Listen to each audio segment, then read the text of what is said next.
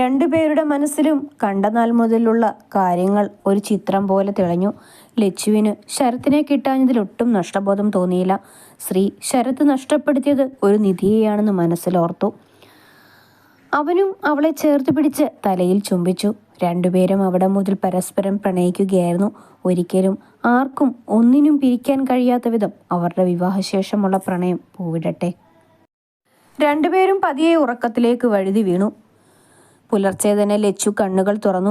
ഇന്നലെ എങ്ങനെയാണോ കിടന്നത് അതുപോലെ ശ്രീയുടെ നെഞ്ചിൽ തലവെച്ച് തന്നെയാണ് കിടക്കുന്നത്. ശ്രീ രണ്ട് കൈകൊണ്ടും അവളെ ചേർത്ത് പിടിച്ചിട്ടുണ്ട്. ലച്ചു ശ്രീയെ ഉണർത്താതെ പതിയെ അവൻ്റെ കൈകൾ അടർത്തി മാറ്റി എഴുന്നേറ്റു. കുളിച്ചു മാറാനുള്ള വസ്ത്രങ്ങളും എടുത്ത് ബാത്റൂമിലേക്ക് നടന്നു. കുളി കഴിഞ്ഞ് തലയിൽ തോർത്തം ചുറ്റി പൂജാമുറിയിലേക്ക് നടന്നു.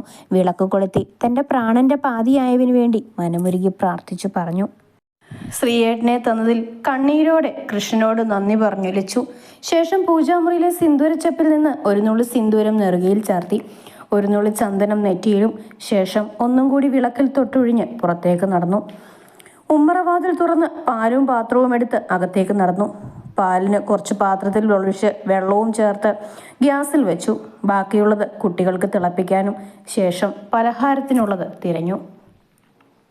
അരിപ്പൊടിയും റവയും ഇരിക്കുന്നത് കണ്ടു. നീർദോശ ഉണ്ടാക്കാമെന്ന് വിചാരിച്ചു. അപ്പോഴേക്കും ചായക്കുള്ളത് തിളച്ചിരുന്നു. അതിൽ പൊടിയിട്ട് ഇറക്കി. മധുരമില്ലാത്തത് ഒരു ഗ്ലാസ് മാറ്റിവെച്ച് ബാക്കിയിൽ മധുരമിട്ടു. മോളെ, എന്തിനാ ഇത്ര നേരത്തെ എഴുന്നേറ്റേ? എല്ലാവരും എണീക്കുന്നത് പോലെ എഴുന്നേറ്റ പോരെ? പിന്നിൽ അമ്മയുടെ ശബ്ദം കേട്ട് ലച്ചു തിരിഞ്ഞു നോക്കി. എന്നും എണീക്കുന്ന സമയം കഴിഞ്ഞാൽ പിന്നെ ഉറക്കം വരില്ലമ്മേ, അതാ. അമ്മ പല്ല് തേച്ചോ? ഇനി ചായ എടുക്കാം. അമ്മ എടുത്തോളാം, മോളെടുത്ത് കുടിക്കുക.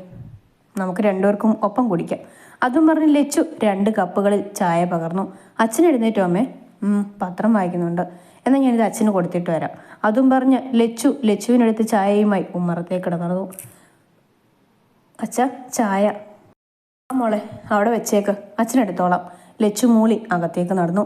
ശേഷം ചായ എടുത്ത് അമ്മയ്ക്കരികിലിരുന്ന് കുടിക്കാൻ തുടങ്ങി. അച്ചു ചേച്ചി ഇപ്പോഴൊന്നും എഴുന്നേൽക്കില്ലേ അമ്മേ? ലച്ചു ചായ കുടിച്ചുകൊണ്ട് ചോദിച്ചു. അവിടെ നേരമൊക്കെ കണക്കാം. അത് പറയാതിരിക്കുന്നത് നല്ലത്. അവൾക്ക് തോന്നുമ്പോൾ എഴുന്നേക്കും. ഞാൻ തന്നെ ഒരു നേരത്തെ എഴുന്നേൽക്കുക. ഞാൻ എഴുന്നേറ്റില്ലേ അവളും എഴുന്നേക്കില്ല. ശ്രീയൊന്നും ചിലപ്പോൾ രാവിലെ ഒന്നും കഴിക്കാതെയാണ് കടയിൽ പോവുക. ആ പോക്ക് കണ്ട വിഷമം തോന്നും. രാവിലെ തന്നെ ഒന്നും കഴിക്കാതെ ഇറങ്ങി പോകുന്നു കണ്ട ആ അമ്മ അതും പറഞ്ഞ് കണ്ണുകൾ തുടച്ചു. ശ്രീരി പിന്നെ ഓട്ടം കിട്ടിയാൽ മാത്രമേ പോകൂ. അല്ലെങ്കിൽ അവിടെ കൂടെ മുറിയിൽ തന്നെ ഇരിക്കും. ഇതിനിടയിൽ അവൾ കുളിച്ചെങ്കിൽ കുളിക്കും. അഴിച്ചിട്ട് ഡ്രസ്സ് ആഴ്ചയെ അലക്കും. അത്ര തന്നെ. ഏത് സമയം ആ കുന്തത്തിൽ തോണ്ടിയിരിക്കും. അമ്മ ഒന്ന് നെടുവേർപ്പിട്ടു. ലച്ചു ഒന്നും പറഞ്ഞില്ല. അമ്മയുടെ വിഷമമാണ് ഇതൊക്കെ. മോക്കറിയുമോ, ഇത്ര രാവിലെ ഈ അടുക്കള ഇങ്ങനെ ഉണർന്നിട്ട് എത്രയായിരുന്നു? എനിക്ക് വയ്യാതായ പിന്നെ ഇത്ര രാവിലെ എണ്ണീക്കാറില്ല. ഇപ്പോൾ എൻ്റെ മോളുള്ളതുകൊണ്ട് ഒരു ഗ്ലാസ് ചായ രാവിലെ കിട്ടി.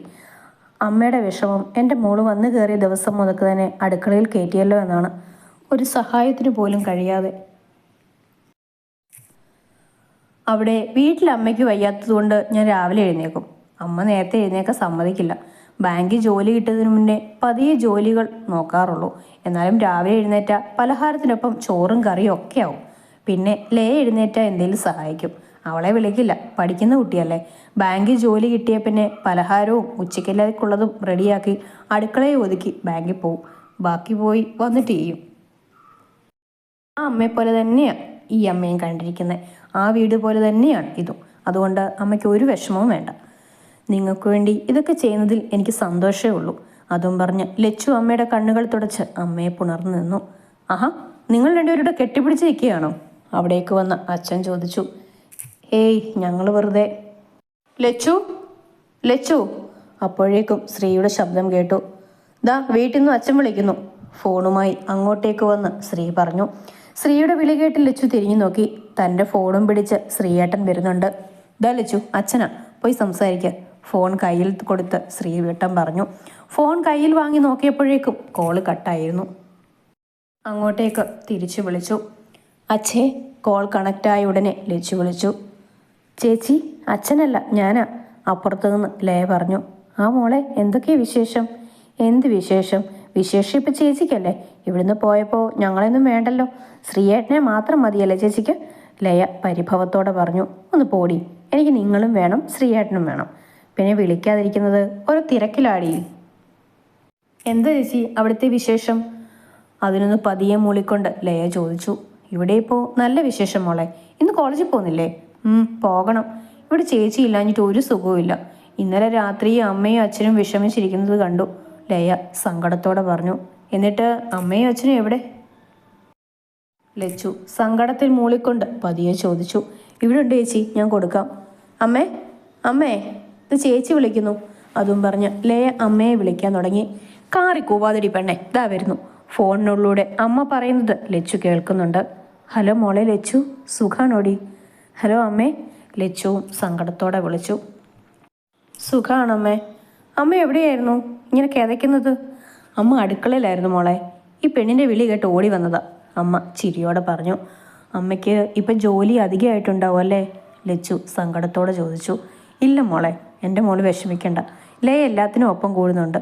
എൻ്റെ മോള് ഇവിടുത്തെ കാര്യങ്ങളൊന്നും ഓർത്ത് വിഷമിക്കണ്ട, സന്തോഷമായിട്ടിരിക്കുക. നീ എനിക്ക് തന്നെ, എൻ്റെ മോളോട് ഞാനൊന്ന് സംസാരിക്കട്ടെ.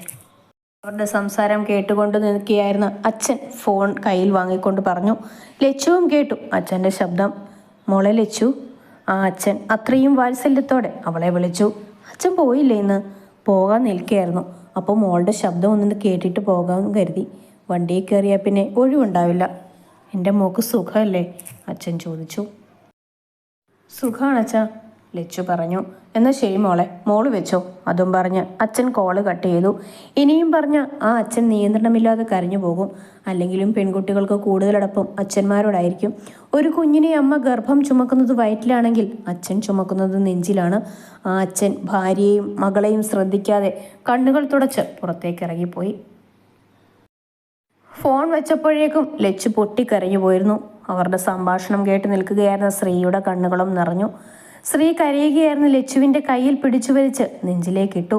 സങ്കടങ്ങൾ കരഞ്ഞു തീർക്കാൻ ഒരു സ്ഥലം കിട്ടിയതുപോലെ ശ്രീയെ കെട്ടിപ്പിടിച്ച് പൊട്ടിക്കരഞ്ഞു. ശ്രീയും വല്ലായ്മയോടെ അവളുടെ സങ്കടം കരഞ്ഞു തീർക്കട്ടെ എന്ന് കരുതി തലയിൽ തഴുകി നെഞ്ചിലേക്ക് അടക്കി പിടിച്ചു. കരച്ചിലെന്ന് ഒതുങ്ങിയ ലച്ചു ശ്രീയുടെ നെഞ്ചിൽ നിന്നും അടർന്നു മാറി. ഇരു കൈകൾ കൊണ്ടും കണ്ണുകൾ അമർത്തി തുടച്ച് ശ്രീയുടെ മുഖത്തേക്ക് നോക്കി പുഞ്ചിരിച്ചു. പക്ഷേ അത് പരാജയപ്പെട്ടു. ശ്രീയാണെങ്കിൽ അവളുടെ മുഖത്തേക്ക് തന്നെ നോക്കി നിൽക്കുകയായിരുന്നു. എൻ്റെ ലച്ചു, നീ ഇത്രയ്ക്കേ ഉള്ളോ? ഞാൻ നിൻ്റെ ഇവിടെയുള്ള പെരുമാറിലൊക്കെ കണ്ടപ്പോൾ വിചാരിച്ചു നിനക്ക് സങ്കടമൊന്നുമില്ലെന്ന്. സങ്കടമൊന്നുമില്ലാഞ്ഞിട്ടല്ല ശ്രീയേട്ടാ, പിന്നെ ഇതൊക്കെ പെണ്ണുങ്ങളായി ജനിച്ചാൽ ഉണ്ടാകുന്നതല്ലേ. അതിലിനി എത്ര വിഷമിച്ചാലും അതൊന്നും മാറാനും പോകുന്നില്ലല്ലോ. നിങ്ങൾ പെണ്ണുങ്ങളുടെ വിഷമം മാറാനല്ലേ ഞങ്ങൾ തങ്കം പോലത്തെ ആണുങ്ങളെ നിങ്ങൾക്ക് കണ്ടുപിടിച്ച് തരുന്നത്? ഓ, കണ്ടാലും മതി തങ്കം പോലത്തെ ആണുങ്ങളെ. ലച്ചു ശ്രീ പറഞ്ഞതിനെ പുച്ഛിച്ചു. എന്താടി എനിക്ക് കുഴപ്പം? ശ്രീ ലച്ചുവിനെ നോക്കിക്കൊണ്ട് അവളുടെ അടുത്തേക്ക് നടന്നുകൊണ്ട് പറഞ്ഞു. ലച്ചുവിന് ശ്രീയുടെ നോട്ടത്തിലും നടത്തത്തിലും പരിഭ്രമം തോന്നി. പുറകോട്ട് ചുവടുകൾ വെച്ചു. അതുവരെ ശ്രീയോടൊപ്പത്തിനൊപ്പം നിന്ന ലച്ചു നിമിഷനേരം കൊണ്ട് നിശബ്ദയായി. ശ്രീ അടുത്തേക്ക് വരുന്നതിനനുസരിച്ച് ലച്ചു പുറകോട്ട് പോയി ചുമരിൽ തട്ടി നിന്നു. ശ്രീ ലച്ചുവിൻ്റെ ഒരു വിരൽ അകലത്തിലെത്തി അവളുടെ മുഖത്തേക്ക് തന്നെ നോക്കി നിന്നു. എന്താ ശ്രീയേട്ടാ? ലച്ചു പരിഭ്രമത്തിൽ ഉമ്മിനീറിറക്കിക്കൊണ്ട് ചോദിച്ചു. ശ്രീ രണ്ട് കണ്ണുകളും അടച്ച് തല ഇരുവശത്തേക്കും ഇളക്കിക്കൊണ്ട് പറഞ്ഞു. എന്ന് മാറി നിൽക്ക്, എനിക്ക് പോകണം. ലച്ചു ശ്രീയുടെ നെഞ്ചിൽ പിടിച്ച് തള്ളിക്കൊണ്ട് പറഞ്ഞു. ശ്രീ അതിനെ തടഞ്ഞുകൊണ്ട് ഒന്നുകൂടി അവളിലേക്ക് ചേർന്ന് നിന്നു. അതോടെ ലച്ചു അടങ്ങി നിന്നു. ശ്രീ അവളുടെ കണ്ണുകളിലേക്ക് നോക്കി. അവൻ്റെ നോട്ടം പതിയെ അവിടെ നിന്നും അവളുടെ വിറയ്ക്കുന്ന അധരങ്ങളിൽ ചെന്ന് നിന്നു. ശ്രീക്ക് തൻ്റെ അധരം അവളുടെ അധരവുമായി കുരുക്കാൻ അതിയായ മോഹം തോന്നി. ലച്ചു അവൻ്റെ നോട്ടം തൻ്റെ അധരത്തിലാണെന്ന് കണ്ട് അവൻ്റെ മുഖത്തേക്ക് നോക്കി. അവളുടെ തൊണ്ടയിലെ വെള്ളം പറ്റി. നെറ്റിയിലൂടെ വിയർപ്പ് കഴുത്തിലൂടെ ചാലിട്ടൊഴുകി. ശ്രീ പതിയെ അവളുടെ മുഖത്തേക്ക് വീണ് കിടക്കുന്ന മുടിയിഴകളെ ചെവിക്കു പിറകിലേക്ക് ഒതുക്കി വെച്ചു. ലച്ചുവിൻ്റെ തോളിൽ കൈ രണ്ടും ചേർത്ത് പതിയെ തല താഴ്ത്തി അവളുടെ അധരത്തിലേക്ക് എത്തിയ നിമിഷം പെട്ടെന്ന് ലച്ചു അവൻ്റെ നെഞ്ചിൽ കൈവച്ച് പിന്നിലേക്ക് തള്ളി മാറ്റി ഓടി. വാതിലിനരികിലേക്കെത്തി ലച്ചു തിരിഞ്ഞു നോക്കി. ശ്രീ ഇപ്പോൾ ഇവിടെ എന്താ സംഭവിച്ചത് എന്ന പോലെ അവൾ പോയ വഴിയെ നോക്കി. ലച്ചു ശ്രീയെ കളിയാക്കി ചിരിച്ച് പുറത്തേക്ക് പോയി. നീ ഇങ്ങോട്ട് തന്നെ വരുമല്ലോ, അപ്പോൾ എടുത്തോളാം. ശ്രീ ഇതും മനസ്സിൽ പറഞ്ഞ് ലച്ചു പോയ വഴിയെ നോക്കി നിന്നു. പെണ്ണിൻ്റെ കരച്ചിൽ കണ്ടപ്പോൾ ഒന്ന് മൂട് മാറ്റിയെടുക്കണമെന്നേ വിചാരിച്ചുള്ളൂ. പക്ഷേ പെണ്ണിൻ്റെ വർത്താനം കേട്ടപ്പോൾ ഒന്ന് പേടിപ്പിച്ചാലോ എന്ന് കരുതി. പക്ഷേ അവളുടെ നോട്ടവും പേടിയും പരിഭ്രമവും എല്ലാം കണ്ടപ്പോൾ കയ്യിൽ നിന്ന് പോയി. നെറ്റിയിലെ ചന്ദനവും നെറുകയിലെ സിന്ദൂരവും കുളിച്ച് തലയിൽ തോർത്ത് ചുറ്റിയിട്ടും വീർപ്പ് ചാലിട്ടൊഴുകിയ നെറ്റിത്തടവും വിറയ്ക്കുന്ന അധരവും എല്ലാം കണ്ടപ്പോൾ കൺട്രോള് പോയി. പെണ്ണ് തള്ളി മാറ്റുമെന്ന് കരുതിയില്ല കാന്താരി. ഇങ്ങനെയൊക്കെ കണ്ട ആർക്കായാലും കൺട്രോൾ പോവും. അതും സ്വന്തം ഭാര്യ കൂടെയാകുമ്പോൾ പറയുകയും വേണ്ട. എന്താ ശരിയല്ല സുഹൃത്തുക്കളെ? അവളെൻ്റെ അരികിൽ തന്നെ വരും, വരാതെ എവിടെ പോവാൻ അല്ലേ? ശ്രീ ചിരിയോടെ പറഞ്ഞ് തോർത്തെടുത്ത് ബാത്റൂമിലേക്ക് കയറിപ്പോയി. മുറിയിൽ നിന്ന് ചിരിയോടെ ഓടിയ ലച്ചു ചെന്നുപെട്ടത് ഹാളിലെ സോഫയിലിരിക്കുന്ന അച്ചുവിൻ്റെയും ഗംഗയുടെയും മുന്നിലാണ്. അവർ ചിരിയോടെ വരുന്ന ലച്ചുവിനെ ചൂഴ്ന്നു നോക്കി. അവളുടെ മുഖം നാണം കൊണ്ട് ചുവന്നതൊക്കെ അവർ രണ്ടുപേരും പെട്ടെന്ന് മനസ്സിലാക്കി. ഗംഗയെ പോന്നു. അച്ചുവും ഗംഗയും മുഖത്തോട് മുഖം നോക്കി നിൽക്കെ ലച്ചു ചോദിച്ചു, ഇപ്പം എത്തിയതേ ഉള്ളൂ ലച്ചു. എന്നാ നിങ്ങൾ സംസാരിച്ചിരിക്കുക, ഞാൻ അടുക്കളയിലേക്ക് ചെല്ലട്ടെ. ശ്രീയേട്ടന് കടയിൽ പോകണം. അതും പറഞ്ഞ് ലച്ചു അടുക്കളയിലേക്ക് നടന്നു. പിന്നെ ഗംഗെ, നിനക്ക് എത്ര വയസ്സായെന്ന് എനിക്കറിയില്ല. എന്തായാലും എന്നേക്കാളും കുറവായിരിക്കും. അതുകൊണ്ട് ലച്ചു എന്ന വിളി വേണ്ട. ഒന്നുമില്ലെങ്കിൽ ലച്ചു ചേച്ചി, അല്ലെങ്കിൽ ഏട്ടത്തി, അങ്ങനെ മതി. എനിക്കും അതാ ഇഷ്ടം. അതും പറഞ്ഞ് ലച്ചു അടുക്കളയിലേക്ക് നടന്നു. ഏട്ടത്തി, നീ അവളെ ഏട്ടത്തി എന്നൊന്നും വിളിക്കണ്ട. അല്ലെങ്കിലും നിന്റെ സ്ഥാനം തട്ടിയെടുത്തവളല്ലേ. അപ്പോൾ പേര് വിളിച്ചാൽ മതി. അച്ചു ലച്ചു പോയ വഴിയെ നോക്കി പുച്ഛത്തോടെ പറഞ്ഞു. എന്തിനാച്ചു നീ അവൾക്ക് കുശും കുമ്പും കുന്നായ്മയും കുത്തിവെക്കുന്നത്? ഗംഗയ്ക്ക് ലച്ചുവിനെ ഏട്ടത്തി എന്ന് വിളിക്കുന്നതിൽ എന്തെങ്കിലും ബുദ്ധിമുട്ടുണ്ടോ? അവരുടെ സംസാരം കേട്ടുകൊണ്ടുവന്ന അച്ഛൻ ഗംഗയോടായി ചോദിച്ചു. ഇല്ല അശോകച്ച, ഞാൻ ഏട്ടത്തി എന്ന് തന്നെ വിളിച്ചോളാം. ഗംഗ വേഗം പറഞ്ഞ് അടുക്കളയിലേക്ക് പോയി. അച്ഛൻ ഇനി എന്തെങ്കിലും പറയുമെന്ന് കരുതി വേഗം മുറിയിലേക്ക് കയറി. ലച്ചു അടുക്കളയിലെത്തിയപ്പോൾ അമ്മ അവിടെ ഉണ്ടായിരുന്നില്ല. അവൾ വേഗം അരിപ്പൊടിയും കുറച്ച് റവയും എടുത്ത് മിക്സ് ചെയ്ത് ഉപ്പും വെള്ളവും ചേർത്ത് ഇളക്കി നീർദോശയുടെ പാകത്തിന് കലക്കി വെച്ചു. ശേഷം ഒരു സവാളയും കുറച്ച് മല്ലിച്ചെപ്പും ചെറുതായി അരിഞ്ഞ് അതിലേക്ക് ഇട്ടിളക്കി. ശേഷം പാൻ വെച്ച് ചൂടായ ശേഷം എണ്ണ തൂവി മാവൊഴിച്ചു. ആ മോളെ, ഫോൺ വിളി കഴിഞ്ഞോ? വീട്ടിലെ എല്ലാവരും എന്തു പറഞ്ഞു? മാവൊഴിച്ച് അത് വേവാൻ നോക്കുന്നെന്ന് ലച്ചു അമ്മയുടെ ശബ്ദം കേട്ട് തിരിഞ്ഞു നോക്കി. അച്ഛൻ വിശേഷം അറിയാൻ വിളിച്ചതാ അമ്മേ. അപ്പോൾ അമ്മയോടും ലയോടും സംസാരിച്ചു കഴിഞ്ഞപ്പോൾ എല്ലാവർക്കും സങ്കടം. അപ്പോൾ ഫോൺ വേഗം കട്ട് ചെയ്തു. ലച്ചു അതും പറഞ്ഞ് തിരിഞ്ഞ് ദോശയെടുത്ത് പാത്രത്തിലേക്ക് ഇട്ടു. ഒന്നുകൂടി ഒഴിച്ച് അമ്മയ്ക്ക് നേരെ തിരിഞ്ഞു. അമ്മ, തേങ്ങ പൊതിച്ചത്. അപ്പോഴാണ് ലച്ചു അമ്മയെ ശ്രദ്ധിക്കുന്നത്. ആകെ വിയർത്ത് ഒരു പരുവമായിട്ട്. അമ്മ എവിടെയായിരുന്നു ഇത്രയും നേരം? ഇങ്ങനെ വിയർത്തിരിക്കുന്ന എന്താ? തലയിലെ തോർത്തഴിച്ച് അമ്മയുടെ മുഖത്തെയും കഴുത്തിലെയും വിയർപ്പൊപ്പി ലച്ചു ചോദിച്ചു. ഞാൻ മുറ്റം തൂക്കുമായിരുന്നു മോളെ, അമ്മ പറഞ്ഞു. അമ്മ എന്തിനീ വയ്യാത്ത സമയത്ത് ആ പണിക്ക് പോയത്? കണ്ടില്ലേ ഇപ്പൊ ആകെ ക്ഷീണിച്ച്. ലച്ചു അതും പറഞ്ഞ് ചോറിന് വെച്ച വെള്ളത്തിൽ നിന്ന് ഒരു ഗ്ലാസ് ചൂടുവെള്ളം എടുത്ത് ചൂടാറ്റി അമ്മയ്ക്ക് കൊടുത്തു. ദാ അമ്മ ഇത് കുടിക്കുക. അമ്മ അത് വാങ്ങി കുടിച്ചു. ലച്ചുവിൻ്റെ ഓരോ പ്രവൃത്തിയും വീക്ഷിച്ചുകൊണ്ട് ഗംഗയും അടുക്കളയുടെ ഒരു കോണിൽ നിൽക്കുന്നുണ്ടായിരുന്നു. അച്ചു പിന്നെ ആ പരിസരത്തൂടെ വന്നതേയില്ല. നീർദോശയും ചട്നിയും എല്ലാം റെഡിയാക്കി മേശയിൽ കൊണ്ടുവന്ന് വെച്ചു. എല്ലാവരെയും കഴിക്കാനായി വിളിച്ചു. എല്ലാവരും ഇരുന്നപ്പോൾ മുറിയിലേക്ക് ശ്രീയെ വിളിക്കാനായി ലച്ചു പോയി. ശ്രീയേട്ടാ, കഴിയില്ലേ? കഴിക്കാൻ വാ. ശ്രീ ഒന്നും മിണ്ടാതെ പരിഭവത്തോടെ നിന്നു. ശ്രീയേട്ടാ, ലച്ചു വീണ്ടും വിളിച്ചു. ഞാനൊരു ഉമ്മ. ഉറക്ക ശ്രീ പറഞ്ഞത് പൂർത്തിയാക്കാൻ അയക്കാതെ ലച്ചു ശ്രീയുടെ വായ പൊത്തി. പതിയെ പറ ശ്രീയേട്ടാ, ഡൈനിങ് ടേബിളിൽ ഗംഗ അടക്കം എല്ലാവരും ഉണ്ട്, ലച്ചു പറഞ്ഞു. ഞാനൊരു ഉമ്മ തരാൻ വന്നപ്പോൾ നിനക്ക് വീര്യം, എന്നിട്ട് കഴിക്കാൻ വിളിക്കാൻ വന്നിരിക്കുന്നു, ശ്രീ കപടദേഷ്യത്തോടെ പറഞ്ഞു. ഓ അതാണോ? എന്നാ ഇപ്പം തന്നോ? ലച്ചു ശ്രീയുടെ അരയിലൂടെ കൈയിട്ട് അവൻ്റെ ഷർട്ടിൻ്റെ ബട്ടൺസിൽ പിടിച്ചു തിരിച്ചുകൊണ്ട് പറഞ്ഞു. അവളുടെ ആ പറച്ചിലിൽ ശ്രീ കണ്ണും തള്ളി നിന്നു. എന്താ ശ്രീയേട്ടാ ഇങ്ങനെ മിഴിച്ചു നിൽക്കുന്നത്? താ.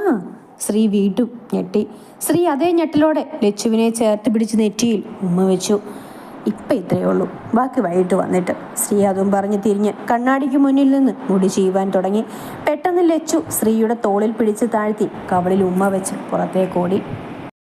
ശ്രീ കവളിൽ കൈവച്ച് ലച്ചു പോയ വഴിയെ നോക്കി നിന്നു. ഈ പെണ്ണിൻ്റെ ഒരു കാര്യം എന്ന ചിരിയോടെ മനസ്സിൽ ചിന്തിച്ച് മുറിയിൽ നിന്ന് പുറത്തേക്ക് നടന്നു. ശ്രീ മുറിയിൽ നിന്ന് വന്നപ്പോൾ എല്ലാവരും കഴിക്കാനിരുന്നിരുന്നു. അമ്മയ്ക്ക് വയ്യായതായതിൽ പിന്നെ ഇങ്ങനെയൊന്നും ഇരുന്ന് കഴിച്ചിട്ടില്ല. രാവിലെ കൈ കഴുകി വന്നപ്പോഴേക്കും ലച്ചു പ്ലേറ്റ് എടുത്ത് ദോശ ഇട്ട് കൊടുത്തു ശ്രീക്ക്. ലച്ചു നീയും ഇരിക്കുക, എല്ലാവരും ഇരുന്നു. ആരെ കാത്തു നിൽക്കാനാ? ശ്രീ ലച്ചു ഇരിക്കാത്തത് കണ്ട് പറഞ്ഞു. ഞാൻ ശ്രീയേട്ടന് കട്ടൻ അടുപ്പത്ത് വെച്ചിരുന്നു, അതെടുത്തിട്ട് വരാം, ശ്രീയേട്ടൻ കഴിക്കാം. ലച്ചു അടുക്കളയിലേക്ക് പോയി ചായ എടുത്തിട്ട് വന്ന് ശ്രീക്ക് അരികിലിരുന്നു. ലച്ചു ഇരുന്നപ്പോൾ ശ്രീ അവൾക്ക് ദോശ ഇട്ട് കൊടുത്തു. ഇതെല്ലാം കണ്ട് അച്ചു ശ്രീനിയെ തുറച്ചു നോക്കി. ഇവർ പ്രണയിച്ചിട്ടാണെങ്കിലും അതൊന്നും അച്ചുവിൻ്റെ ജീവിതത്തിൽ ഉണ്ടായിട്ടില്ല. ശ്രീയും ലച്ചു കഴിക്കാനിരുന്ന് അവൾക്ക് ഇട്ടുകൊടുത്ത ശേഷമാണ് കഴിച്ചു തുടങ്ങിയത്. ഗംഗയും അവരുടെ രണ്ടാളുടെയും പ്രവൃത്തികൾ നോക്കി കാണുകയായിരുന്നു. തനിക്കും ഇങ്ങനെയൊരു ഭർത്താവിനെ കിട്ടണേ എന്ന് ആ സമയം അവൾ പ്രാർത്ഥിച്ചു. ലച്ചു, പലഹാരം നന്നായിട്ടുണ്ട് കേട്ടോ. കുറേ നാൾക്ക് ശേഷം രാവിലെ വയറ് നിറഞ്ഞു. ശ്രീനി എഴുന്നേറ്റ് പോകുമ്പോൾ ലച്ചുവിനെ അഭിനന്ദിച്ചു. അവൾ ചിരിയോടെ അത് സ്വീകരിച്ചു. എന്നാൽ ഇതൊന്നും അച്ചുവിന് അത്രയ്ക്ക് പിടിക്കുന്നുണ്ടായിരുന്നില്ല. ശ്രീനിയെ കൂർപ്പിച്ചു നോക്കി. അച്ചുവേ, ലച്ചുവിനോടുള്ള കുശുമ്പ് ദോശയോട് തീർക്കാതെ. അച്ചു എളിഭ്യതയോടെ പാത്രത്തിലേക്ക് നോക്കി. ദോശ കുഴച്ച് ഒരു പരുവമാക്കിയിട്ടുണ്ട്. ഗംഗ അച്ഛൻ്റെ സംസാരം കേട്ട് അച്ചുവിനെ കളിയാക്കി ചിരിച്ചു. അമ്മയും ശ്രീയും ലച്ചുവും എല്ലാം അച്ഛൻ്റെ സംസാരവും അച്ചുവിൻ്റെ പ്രവൃത്തിയും എല്ലാം ചിരിയോടെ നോക്കി നിന്നു. ശ്രീ കടയിലേക്കും ശ്രീനി ഓട്ടോയുമായും പോയി. കുട്ടികൾ ഉണർന്നപ്പോൾ അച്ചു കുട്ടികളെയും കൂട്ടി ഗംഗയുടെ കൂടെയും പോയി. പണികൾ കുറച്ചൊക്കെ ഒതുങ്ങിയിരുന്നു. ചോറ് അടുപ്പത്തുണ്ട്. ഇനി കറി വല്ലതും ഉണ്ടാക്കിയാൽ മതി. അത് ഉച്ചയാവുമ്പോഴേക്കും മതിയല്ലോ എന്ന് കരുതി ലച്ചു പതിയെ തൊടിയിലൂടെ നടന്നു. അവൾ നടക്കുന്നത് കണ്ടപ്പോൾ അമ്മയും അച്ഛനും ഒപ്പം കൂടി.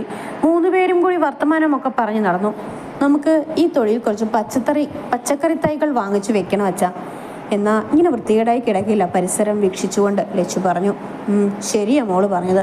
എന്തേലും ഉണ്ടെങ്കിൽ അത് നട്ടും നനച്ചും കിടക്കുമ്പോൾ ഇങ്ങനെയാകില്ല. അമ്മയും അതിനെ ശരിവെച്ചു. എന്നാൽ ഞാൻ നാളെ രാമനോട് വരാൻ പറയാം. അവൻ ഇവിടെ മണ്ണൊക്കെ കിളച്ച് നമുക്ക് തൈകൾ വെക്കാൻ പരുവാക്കി തരും. അങ്ങനെ മതി അച്ഛാ. കുറച്ച് കഴിഞ്ഞ് അവർ അകത്തേക്ക് കയറിപ്പോയി.